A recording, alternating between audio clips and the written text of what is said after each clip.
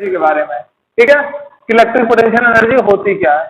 ठीक, तो ऐसे समझिए कि अगर दो चार्ज है, ठीक है, तो पहले चार्ज को अगर मैं प्लेस करूं किसी स्पेस में तो कोई वर्क नहीं लगेगा, क्योंकि एक चार्ज मैं बस रख दिया। ठीक, अब इस चार्ज ने क्या किया, अपने आसपास का बना लिया, एक इलेक्ट्रिक फील्ड बना ली। अगर अब मैं दूसरा चार्ज लाना चाहता हूं तो क्या करना पड़ेगा, इस पर वर्क करना पड़ेगा, और जो वर्क डन होता है वो क्या होता है, पोटेंशियल एनर्जी के फॉर्म में रहता है। तो जब वो चार्ज को लाके हम अगर इस पॉइंट पे रख देते हैं, ठीक, तो ये जो असेंबली बनी चार्ज की, कलेक्शन ऑफ चार्ज, या फिर क्या बोले कि कुछ हम लोगों ने एक पैटर्न बना लिया, ट्राइंगल बना लिया, स्क्वायर बना लिया चार्ज का, तो ठीक है। तो अगर हम दो चार्ज को लाते हैं, अगर दो चार्ज के सिस्टम को अगर हमें बनाना हो तो हमें क्या करना पड़ेगा, पहले का वर्क डन तो 0 है, और दूसरे के लिए जो वर्क किया गया यहां तक लाने के में, उसके बाद क्या हुआ, ये दोनों सिस्टम दो चार्ज के सिस्टम बन गए। तो इस दो चार्ज के सिस्टम को बनाने में कितनी एनर्जी खर्च हुई, वो हमारा क्या होता है, इलेक्ट्रिक पोटेंशियल एनर्जी। ठीक, असेंबली का मतलब होता है कलेक्शन, ठीक है, जैसे असेंबली में बच्चे खड़े होते हैं तो इसका मतलब कलेक्शन ऑफ स्टूडेंट होते हैं वो। तो amount of work done in assembling the charges eight their location by bringing them in from infinity, means क्या कि अगर हमें लेट सपोज 3 चौक है, ठीक है, तो हमें 3 चार्ज, हर चौक एक चार्ज की तरह, ठीक, हमें ये 3 चार्ज का सिस्टम बनाना है। ठीक, तो हम क्या करेंगे, पहला चार्ज तो बिना वर्क के आ जाएगा, क्योंकि आसपास कोई फील्ड ही नहीं है, जब फील्ड नहीं तो कोई वर्क नहीं होगा। ठीक है, अब ये चार्ज क्या करेगा, फील्ड बनाएगा। अगर मुझे इनफाइनाइट से अगर दूसरा चार्ज लाना होगा इसके पास, तो क्या करेंगे, कुछ वर्क करना पड़ेगा, वो एक पोटेंशियल फॉर्म के एनर्जी फॉर्म में आ जाएगा। ठीक, अब ये दोनों चार्ज कर क्या करेंगे, तीसरे पे इलेक्ट्रिक फील्ड या पोटेंशियल लगाएंगे। ठीक है, तो जब हम इसको लाएंगे तो वर्क डन और ज्यादा करना पड़ेगा। तो जब ये तीनों के तीनों कलेक्ट हो गए तो ये 3 चार्ज के सिस्टम को बनाने में कितनी एनर्जी खर्च हुई, वो हमें बताता है पोटेंशियल एनर्जी, कि इनफाइनाइट से उस सिस्टम तक बनाने में, जो लोकेशन हमने सिलेक्ट किया उसे बनाने में अगर जितना वर्क हमने किया, वही हमारा कैसे स्टोर होता है, इलेक्ट्रिक पोटेंशियल एनर्जी के फॉर्म में क्या होता है, स्टोर। ठीक, तो लेट्स सपोज करिए अभी 2 चार्ज सिस्टम का बताते हैं, फिर उसके बाद आगे चलते चले जाएंगे। तो देखिए, पहला चार्ज, 2 चार्ज सिस्टम हमें बनाना है। देखिए पहला चार्ज तो क्या है, कोई वर्क डन, जब फील्ड ही नहीं है कुछ, जब स्पेस खाली है, अगर मुझे कोई चार्ज रखना तो हम बिना वर्क के रख सकते हैं। क्यों, क्योंकि कोई फील्ड नहीं है तो जिसके अगेंस्ट में वर्क करना पड़े। ठीक, तो जो पहला वर्क चार्ज होता है ना, उसका कोई भी वर्क डन नहीं होता, तो हमने ये Q1 प्लेस कर दिया। अब Q1 क्या करेगा, इलेक्ट्रिक फील्ड जनरेट करेगा, कुछ रीजन बना लेगा। ठीक है, इसका मतलब अब मुझे इनफाइनाइट अगर कोई दूसरा चार्ज लाना होगा तो हमें क्या करना पड़ेगा, वर्क करना पड़ेगा। लेट सपोज करिए कि मुझे P2 पे प्लेस करना था सिस्टम बनाने के लिए इस चार्ज को, तो इनफाइनाइट से P2 पे तक लाने में जो वर्क किया गया, वो ये जो सिस्टम बना Q1 Q2 का, तो ये जो सिस्टम Q1 Q2 बना, उसे बनाने में कितनी एनर्जी खर्च हुई, वही हमारी क्या कहलाती है, इलेक्ट्रिक पोटेंशियल एनर्जी। ठीक, तो लेट सपोज करिए कि P1 से P2 की डिस्टेंस क्या है, R12 हमने कंसीडर कर लिए। ठीक, तो हमने सपोज किया कि Q1 रेस्ट पे है एट अ पॉइंट P1, ठीक, in space, then it takes no work to bring Q1। ठीक, मीन्स अगर स्पेस खाली है तो जब कोई फील्ड ही नहीं है तो हम कोई भी चार्ज प्लेस करेंगे तो क्या होगा, उस पर वर्क डन तो होगा नहीं। अब दूसरा चार्ज जब प्लेस करेंगे तो ये क्या करेगा, उस पर इलेक्ट्रोस्टैटिक फोर्स लगाएगा। ठीक, तो as there is no field yet work against, तो W1 हमेशा क्या रहेगा, 0। तो लेट सपोज करिए कि अगर ये 3 चार्ज है, ठीक, तो पहला चार्ज जो भी हम रखेंगे उस पर कोई भी वर्क नहीं रहेगा। क्यों, क्योंकि उससे पहले तो हमारा सिस्टम ही नहीं था, कुछ था ही नहीं इस स्पेस में, पहले हमने इस पॉइंट को रखा तो नो वर्क। अब दूसरा पॉइंट, दूसरा चार्ज रखेंगे तो ये क्या करेगा, इस पे फोर्स लगाएगा, तो इस पे हमें वर्क करना पड़ेगा। और तीसरा जब करेंगे तो क्या करेगा, ये भी इस पे वर्क लगाएगा और ये भी इस पे क्या करेगा, फोर्स लगाएगा, जिसके कारण हमें क्या होगा, ज्यादा वर्क करना पड़ेगा। तो ये जो 3 चार्ज की जो असेंबली बनाई हम लोगों ने, इस पे जो वर्क डन हुआ, इसे बनाने में जो एनर्जी खर्च हुई, वही हमारी पोटेंशियल एनर्जी फॉर्म में क्या होगी, स्टोर हो जाएगी। ठीक, तो पहला चार्ज हमने प्लेस किया तो W1 हमें मालूम है 0 होगा। अब बात करते हैं कि इनफाइनाइट से यहां तक लाने में कितना पोटेंशियल हुआ। तो लेट सपोज करिए कि अगर कोई चार्ज है तो वो क्या करेगा, इस पॉइंट पे कुछ पोटेंशियल हम फाइंड कर सकते हैं। क्यों पोटेंशियल फाइंड कर सकते हैं, क्योंकि ये क्या करेगा, इस पॉइंट पे इलेक्ट्रिक फील्ड निकाल सकते हैं इसकी, जब इलेक्ट्रिक फील्ड निकाल सकते हैं तो उसका पोटेंशियल भी निकाल सकते हैं। तो देखिए electric potential due to Q1 at distance R12 कैसे निकाल सकते हैं, KQ/R12 पॉइंट चार्ज का हमें फॉर्मूला मालूम है। ठीक, अब वर्क डन क्या हुआ, क्या हुआ, वर्क डन क्या हुआ, अब हम इसकी बात करते हैं। तो वर्क डन क्या हुआ हमारे पास, यहां से यहां तक लाने में जो वर्क किया गया वही हमारा क्या हुआ, वर्क डन हुआ। तो एक्चुअल में क्या है, यहां से ये क्या करेगा, इससे हमने अगर पोटेंशियल फाइंड कर ली तो क्या हुआ कि यहां पे हमें पोटेंशियल मालूम है कि यहां पे अगर हमें किसी चार्ज को रखना है तो उसकी कितनी पोटेंशियल होनी चाहिए, कितनी ताकत उसके पास होनी चाहिए। ठीक, तो जो चार्ज है और जो उसकी पोटेंशियल इस पॉइंट पे है, उसको अगर हम मल्टीप्लाई कर देते तो हमें क्या मिल जाता है, वर्क डन मिल जाता है। क्या मिल जाता है, वर्क डन। और इसको आप ऐसे भी देख सकते हो कि पोटेंशियल इज इक्वल टू क्या होता है, work done upon Q. Means Q not कौन होता है, टेस्ट चार्ज, या फिर जो चार्ज हम प्लेस कर रहे हैं जिस पॉइंट पे, तो अभी हम Q2 प्लेस कर रहे हैं तो यहाँ पे अभी Q नॉट की जगह क्या हो जाएगा, Q2 हो जाएगा। तो क्या होगा, W इज इक्वल टू क्या होगा, V Q1 Q2। अब यहाँ पे पोटेंशियल किसके कारण है, P1 के कारण है, तो हम इसको क्या कर देंगे, P1 लिख देंगे। वही चीज हुई है यहाँ पर। ठीक है, तो फॉर्मूला यहीं से आया है डेफिनेशन से पोटेंशियल की। ठीक, तो देखिए, तो अब जो वर्कडन करना पड़ा हमारा, पहला वर्कडन तो 0 था, इस पे जो वर्कडन करना पड़ा वो क्या था, V1 Q2। ठीक, V1 का फॉर्मूला क्या है, K Q1, यहाँ 1 लिख दीजिएगा, फर्स्ट चार्ज के कारण है। तो क्या होगा, K Q1 अपॉन R12, और Q2 का प्रोडक्ट कर दिया तो क्या हो गया, K Q1 Q2 upon R12। तो ये क्या हो गया हमारा वर्कडन, किसके लिए, सेकेंड चार्ज को P2 पे प्लेस करने के लिए फ्रॉम इनफाइनाइट। ठीक, तो ये जो वर्कडन के इनफाइनाइट से Q2 तक लाने में ये कैसे स्टोर होगा सिस्टम में, एक पोटेंशियल एनर्जी के फॉर्म में क्या होगा, स्टोर होगा। तो अगर मुझे दो चार्ज का सिस्टम बनाना हो तो दो चार्ज के सिस्टम बनाने में जितनी भी एनर्जी वेस्ट होगी वो पोटेंशियल एनर्जी फॉर्म में इस सिस्टम में क्या होगी, स्टोर हो जाती है। तो जैसे ये चौक है, अगर मैं इसको तोड़ता हूं तो इसका मतलब कुछ एनर्जी तो मैंने लगाई तभी तो ये टूटा ना। तो वैसे ही है, अगर इस सिस्टम को तोड़ोगे तो क्या होगा, कुछ एनर्जी रिलीज होगी। वो एनर्जी किस फॉर्म में रिलीज होती है, उसकी वो पोटेंशियल एनर्जी होती है। ठीक है, तो अगर मुझे Q1 Q2 का सिस्टम बनाना होगा तो टोटल वर्कडन क्या होगा, W1 प्लस W2। ठीक, तो टोटल वर्कडन क्या होगा, W1 प्लस W2। मगर हमें मालूम है फर्स्ट चार्ज के लिए हमेशा क्या होता है वर्कडन, 0। तो पहला 0 और दूसरा क्या है, K Q1 अपॉन R12। तो इसका मतलब क्या हुआ, अगर ये 0 हो गया तो केवल W2 की वजह से ही हमारा वर्कडन हुआ। तो उसी वर्कडन को हमने क्या लिख दिया, टोटल वर्कडन क्या हो गया, टू सिस्टम चार्ज का K Q1 Q2 upon R12। ठीक, अब एक एग्जांपल लेते हैं। अभी तक तो मैंने दो सिस्टम किया, हमें 3 सिस्टम बनाना है। ठीक, लेट्स सपोज करिए मैंने पहला चार्ज Q1 प्लेस कर दिया है। ठीक, और मुझे ट्राइंगल बनाना है तो मैं क्या करूंगा, फिर एक Q2 चार्ज मुझे लाना पड़ेगा यहाँ पर। तो देखिए यहाँ पे Q1 है और यहाँ पे मुझे Q2 चार्ज लाना है, और इसकी डिस्टेंस मैंने मान ली R12। ठीक, तो कहीं से तो लाया होगा ना, इनफाइनाइट से कहीं से तो चार्ज आया होगा। तो इस पे कितना वर्कडन करना पड़ा, हमें मालूम है पहले चार्ज में हमेशा वर्कडन क्या होता है, 0 होता है। ठीक, अब दूसरे चार्ज में कितना वर्कडन होगा, तो हम क्या करेंगे, इसकी वजह से जो पोटेंशियल है V1 और जो चार्ज मूव किया Q2। अब हमें पोटेंशियल मालूम है, पॉइंट चार्ज की वजह से क्या होती है, K Q1 Q2 upon R12। तो इस चार्ज को यहां प्लेस करने के लिए हमें क्या करना पड़ा, इतना वर्क डन करना पड़ा। ठीक, अब मुझे तीसरा चार्ज लाना है यहां पर Q3, तो कहीं से तो लाना पड़ेगा। मगर अब इस तीसरे चार्ज के लिए हमें क्या करना पड़ेगा, इसकी वजह से भी इलेक्ट्रिक फील्ड इस पर लगेगी, इसकी वजह से भी इलेक्ट्रिक फील्ड लगेगी, तो दोनों का क्या होगा, समेशन होगा। अब कैसे इसे करना है, अब ये देखिए, इसकी वजह से कुछ पोटेंशियल होगा और इसकी वजह से कुछ पोटेंशियल होगा। तो जो V3 होगा पोटेंशियल वो क्या होगा, V1 की वजह से होगा और प्लस V2 की वजह से होगा। लेट सपोज करिए ये डिस्टेंस R13 है और ये डिस्टेंस क्या है, R23 है, और ये क्या है, R12। ठीक, तो V3 क्या हो जाएगा, V1 प्लस V2। V1 क्या होगा, Q1 की वजह से यहाँ पे कितना लगेगा, sorry V is equal to V1 plus V2। जो वर्कडन पहले निकालिए, देखिए वर्कडन क्या होगा, तो वर्कडन जो होगा यहाँ 3 पे वो क्या होगा, वर्कडन बाय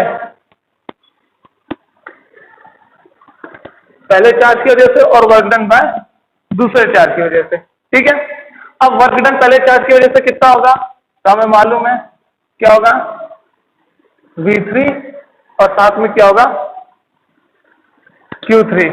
ये चार्ज यहाँ पे क्या लगाया, कुछ पोटेंशियल लगाएगा क्योंकि डिस्टेंस चेंज कर रही है, इसका मतलब कि पोटेंशियल भी चेंज करोगे, इसलिए मैंने V3 बोल दिया। और इसको मैंने V2 मान लिया, ठीक है, V2 डैश और Q3, ठीक। अब देखिए V3, इसकी वजह से इस पॉइंट पे कितना पोटेंशियल लगेगा, तो हमें मालूम है फॉर्मूला क्या होगा, K Q1 Q3 upon R23, sorry 13, ठीक। अब V2 इसकी वजह से इस पर कितना लगेगा, तो K Q1 और डिस्टेंस क्या है R23 और साथ में क्या है Q3, ठीक। तो ये हो गया वर्क डन किसके लिए,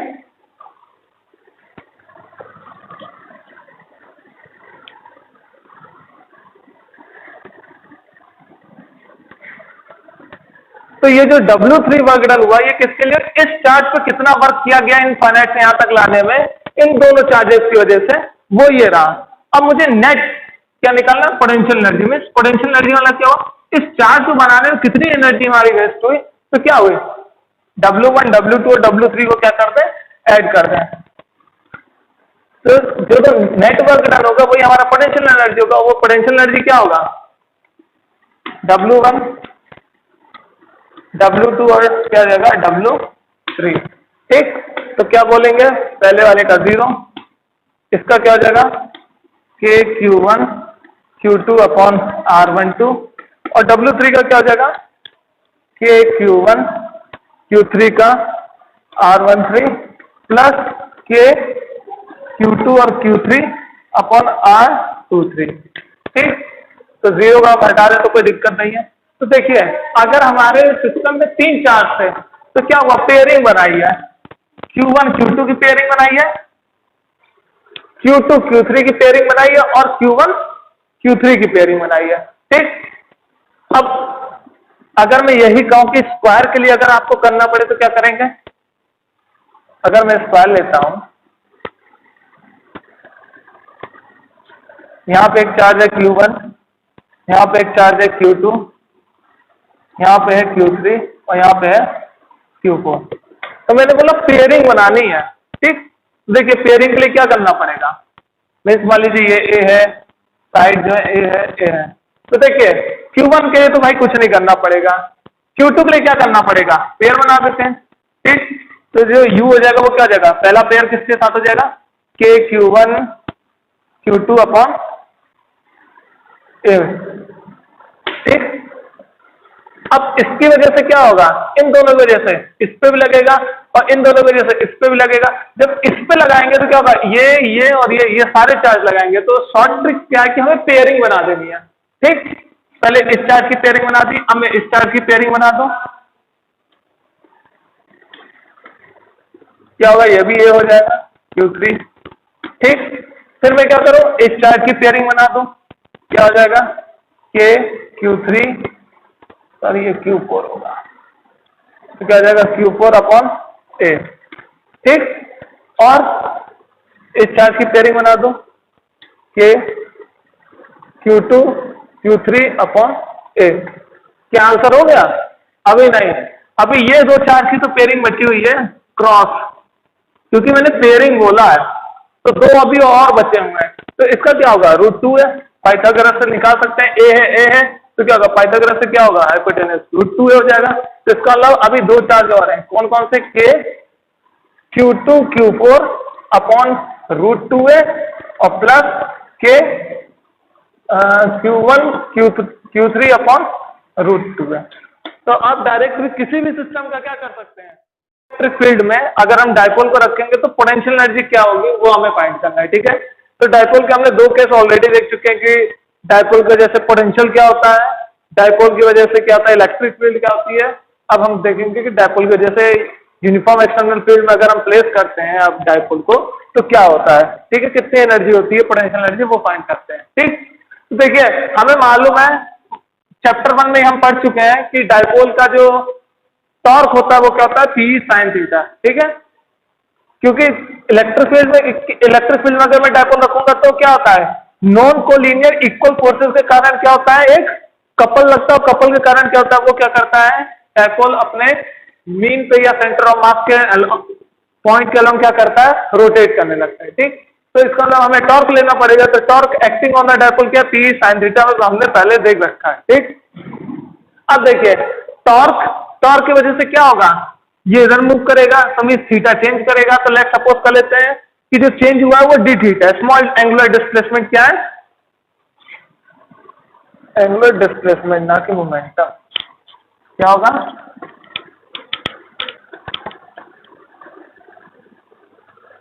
एंगुलर डिस्प्लेसमेंट क्या होगी, हमने डी थीटा मान ली। ठीक, तो देखिए हमें वर्क डन का मतलब मालूम है कि डी डब्ल्यू इक्वल टू क्या है, एफ डॉट डी एक्स। ठीक, पर रोटेशनल मोशन में हमने पढ़ा होगा कि जो मास होता है वो एनालॉगस टू क्या होता है, मोमेंट ऑफ इनर्शिया के। ठीक, और हमारा जो फोर्स होता है वो किसके एनालॉगस हो जाता है, टॉर्क के। और जो हमारा पोजीशन होता है वो किसके एनालॉगस हो जाता है, एंगल के। ठीक, तो फोर्स किसके एनालॉगस हो जाएगा, टाउ के, और डी एक्स किसके एनालॉगस हो जाएगा, थीटा के। ठीक है, तो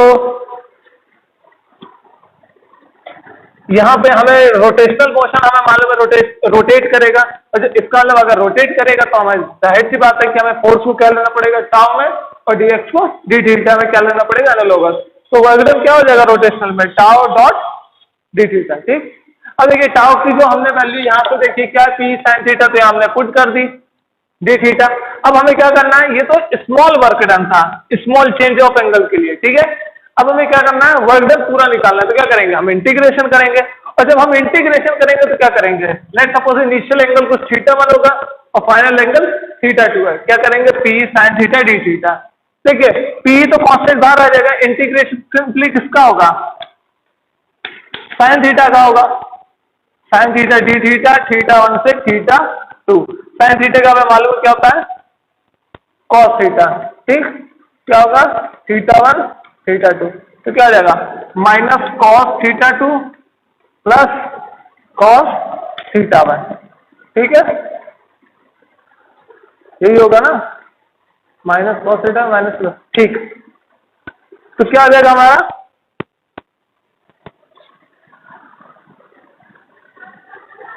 cos theta 2 plus cos theta 1 हमारा हो जाएगा। ठीक, अब देखिए यहां पर तो जब ये हो जाएगा तो क्या लिख सकते हैं इसको, कॉस थीटा 1 को इधर ले सकते हैं और कॉस थीटा 2 को क्या कर देंगे, इधर लेके जाएंगे। तो क्या होगा, cos theta 1 minus cos theta 2 simply. ठीक, तो हमारा जो वर्क डन हुआ, और वर्क डन को हम क्या बोलते हैं, पोटेंशियल एनर्जी बोलते हैं। क्या बोलते हैं, पोटेंशियल एनर्जी बोलते हैं। ठीक,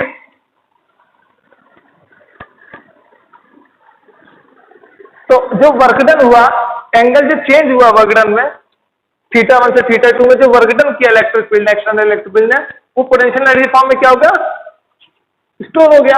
और वो क्या होगा, जो वर्क डन हमने किया होगा, और वर्क डन क्या, P cos theta 1 minus cos theta 2। ये सबसे जनरल फॉर्म है, क्या है, सबसे जनरल फॉर्म है ये। ठीक, अब सपोज करते हैं कि जो थीटा 1 था, इनिशियल डायपोल जो था ऐसे था, तो थीटा क्या होगा, 90 डिग्री मान लिया, सपोज किया। अब क्या करेगा, फील्ड लगी तो क्या होगा, एक इधर फोर्स लगेगा एक इधर फोर्स लगेगा, तो क्या करेगा, वो एंगल चेंज करने लगेगा। तो इनिशियल हमने थीटा 1 90 डिग्री मान लिया, और जो थीटा 2 होगा वो कुछ थीटा एंगल तो बना रहा होगा, समथिंग ऐसे। इनिशियल हमने ऐसा मान लिया, माना है, कंसीडर किया, इफ लिखा हुआ है। ठीक है, सपोज लाइट कुछ भी लिख सकते हैं, कंसीडर भी लिख सकते हैं। तो हमने सपोज किया if theta 1 is equal to 90 degree और theta 2 is equal to theta. तो देखिए थीटा 1 क्या हो गया, 90 डिग्री। तो अगर थीटा 1 90 डिग्री हो गया तो इसका मतलब ये क्या हो गया, 0। और थीटा 2 को अगर मैं थीटा लिख दूंगा तो क्या हो जाएगा, u is equal to minus p cos theta, या माइनस मल्टीप्लाई हो जाएगा। ठीक, अब हमें मालूम है क्या कि अगर दो वेक्टर क्वांटिटी है तो हम उसको कैसे लिखते हैं, पी ई कॉस थीटा। अब देखिए यहाँ क्या है, माइनस को छोड़ दीजिए, क्या है, पी कॉस थीटा। इसको मतलब इसको हम डॉट प्रोडक्ट में लिख सकते हैं, क्या, पी डॉट ई, ऐसे पी कॉस थीटा तो क्या लिखा, पी डॉट ई। देखिए पी कॉस थीटा तो क्या लिख दिया, पी डॉट ई। ठीक, विथ नेगेटिव साइन, क्या है, विथ नेगेटिव साइन। ये एक और आपके पास फॉर्मूला है, कभी कभार ये भी यूज किया जाता है। ठीक, मगर सबसे जनरल है कि ये आप याद रखें तो ज्यादा बेस्ट है आपके लिए। ठीक, सारे केस इससे बन जाएंगे।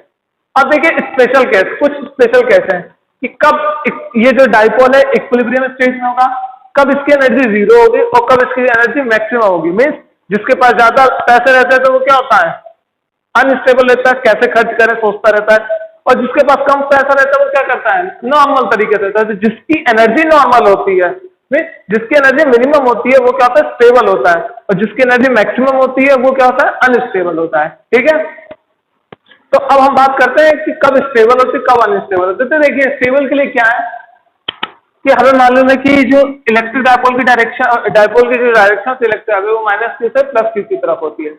जब ये क्या होगा, डायपोल और इलेक्ट्रिक फील्ड ऐसे कुछ हो जाए, मीन्स एंगल क्या बना ले, जीरो बना ले। तो देखिए इलेक्ट्रिक फील्ड और डायपोल की डायरेक्शन क्या होगी, सेम, मीन्स थीटा क्या हो जाएगा, जीरो।